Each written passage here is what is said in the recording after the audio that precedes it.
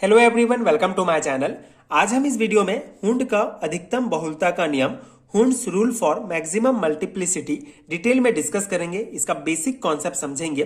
साथ ही साथ ये नोट्स आपको प्रोवाइड करूंगा। इसको आप डायरेक्टली अपने 11th, 12th and BSc level के थ्योरी एग्जाम्स में अप्लाई कर सकते हैं।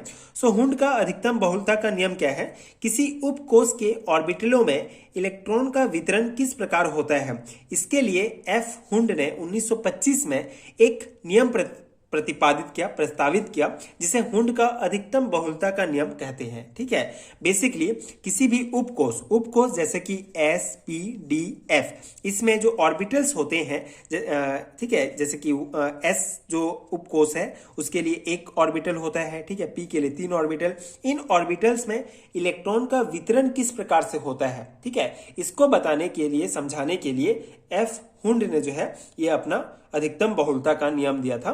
इस नियम के अनुसार किसी भी उपकोष के कक्षकों में इलेक्ट्रॉन युग्म तब तक नहीं बनते जब तक कि उस उपकोष के समस्त कक्षकों में एक एक इलेक्ट्रॉन नहीं चला जाता है। ठीक है, बहुत सिंपल सा है कि किसी भी उपकोष के कक्षकों में इलेक्ट्रॉन युग्म तब तक नहीं बनते, युग्म मतलब इलेक्ट्रॉन का पेयर तब तक नहीं बनता जब तक कि उस उपकोष के समस्त कक्षकों में एक एक इलेक्ट्रॉन नहीं चला जाता है। ठीक है, जैसे यहाँ पे हम एग्जांपल के लिए लेंगे पी ऑर्बिटल को लेंगे, जिस p orbital p x p y p z होता है। इलेक्ट्रॉन का वितरण किस प्रकार से होगा p x p y p z में? ठीक है, तो देखिए इस कॉन्सेप्ट को समझने के लिए हमने पी सबसेल्स में इलेक्ट्रॉन की संख्या लेते हैं। ठीक है, मान लो कोई पी सबसेल्स है, ठीक है, पी सबसेल है, तो उसमें मान लो इलेक्ट्रॉन की संख्या 1 है, तो 1 है तो ये यहीं पे भरेगा। 1 मतलब यहाँ पे इस ऑर्बिटल में भर गया 1 इलेक्ट्रॉन।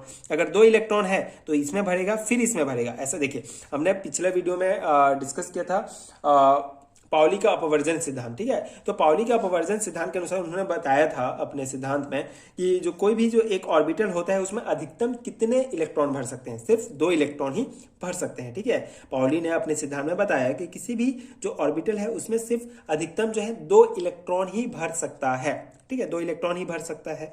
तो ये जो दो इलेक्ट्रॉन ही भर सकता है, लेकिन देखिए पी सबसेल की हम यहाँ बात कर रहे हैं, तो अगर हम 2 इलेक्ट्रॉन प्रेजेंट है पी सबसेल्स में, तो ये एक यहाँ पे फिर यहाँ पे नहीं भरेगा। ठीक है, हुंड के नियम के अनुसार ये यहाँ पे, उसके बाद यहाँ पे सीधा नहीं भरेगा, यहाँ भरेगा, उसके बाद सेकेंड ऑर्बिटल में भरेगा। अगर 3 इलेक्ट्रॉन है तो यहाँ भरेगा, यहाँ भरेगा, यहाँ भरेगा। अगर 4 इलेक्ट्रॉन है तो पहले इसमें भरेगा, फिर इस ऑर्बिटल में भरेगा, फिर इसमें, फिर उसके बाद घूम के फिर ये फर्स्ट ऑर्बिटल में आपके भरेगा। ठीक है, तो वही हुंड का नियम के अनुसार किसी उपकोष के कक्षकों में इलेक्ट्रॉन युग्म तब तक नहीं बनता है, इलेक्ट्रॉन युग्म तब तक नहीं बनता है जब तक कि उस उपकोष के समक्ष कक्षकों में एक एक इलेक्ट्रॉन नहीं चला जाता। यही पॉइंट ये बताता है। ठीक है, मान लो 6 इलेक्ट्रॉन है तो इसमें भरेगा, इसमें भरेगा, इसमें, उसके बाद फिर इसमें, फिर ये। ठीक है, इस प्रकार से जो है हुंड के नियम के अनुसार जो है ये इलेक्ट्रॉन जो है कक्षकों में भरते हैं। ठीक है, ये सिंपल सा है, बस इतना आपको ध्यान रखना है हुंड के अधिकतम बहुलता के नियम से रिलेटेड। आई होप कि आपको समझ में आ गया होगा। ठीक है, ये पी ऑर्बिटल के लिए सेम जो है आपके डी ऑर्बिटल के लिए, sorry, D subcells, F subcells के ऑर्बिटल्स के लिए भी ये रूल काम करेगा। ठीक है, तो ये जो है रूल आपको ध्यान रखना है। ये आपके इलेक्ट्रॉनिक कॉन्फ़िगरेशंस में भी काफी काम आएगा। इलेक्ट्रॉनिक कॉन्फ़िगरेशंस अगर आपको निकालने के लिए बोला जाता है तो, ठीक है, एग्जाम्स में जो इंपॉर्टेंट है। तो ये है हुंड का अधिकतम बहुलता का नियम। आई होप कि आपको समझ में आ गया होगा एंड ये नोट्स आपके एग्जाम प्रिपरेशंस के लिए हेल्पफुल रहा होगा। अगर आपको इसका नोट्स चाहिए तो नीचे आपको डिस्क्रिप्शन बॉक्स में लिंक मिल जाएगा। अगर मैं स्पेसिफिक सिलेबस की बात करूं तो ये आपको ये जो टॉपिक है आपको BSc first year inorganic chemistry के एटॉमिक स्ट्रक्चर यूनिट में मिलेगा, छत्तीसगढ़ के यूनिवर्सिटी के अकॉर्डिंग।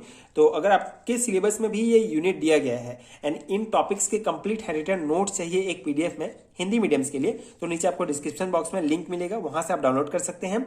इंग्लिश मीडियम्स के लिए भी इंडिविजुअल लिंक है, उसमें भी आप जो है ये सेम कंटेंट आपको इंग्लिश में मिल जाएगा, उसको भी आप डाउनलोड कर सकते हैं अगर आप इंग्लिश मीडियम से हैं तो। एंड हिंदी मीडियम्स के लिए इंडिविजुअल लिंक है, तो आप अपने सुविधा के अनुसार नोट्स डाउनलोड कर सकते हैं। उस पर्टिकुलर नोट्स में इन सभी टॉपिक्स को डिटेल में एक्सप्लेन किया गया है, जो डेफिनेटली आपके एग्जाम प्रिपरेशन के लिए बहुत हेल्पफुल होगा। सो अगर आपको नोट्स चाहिए तो नीचे आपको डिस्क्रिप्शन बॉक्स में लिंक मिल जाएगा, आप चेकआउट कर सकते हैं। एंड अगर वीडियो हेल्पफुल है तो आगे के वीडियोस देखने के लिए प्लीज चैनल के साथ जुड़े रहिए, प्लीज सपोर्ट कीजिए, like and subscribe to my channel and thank you so much for watching.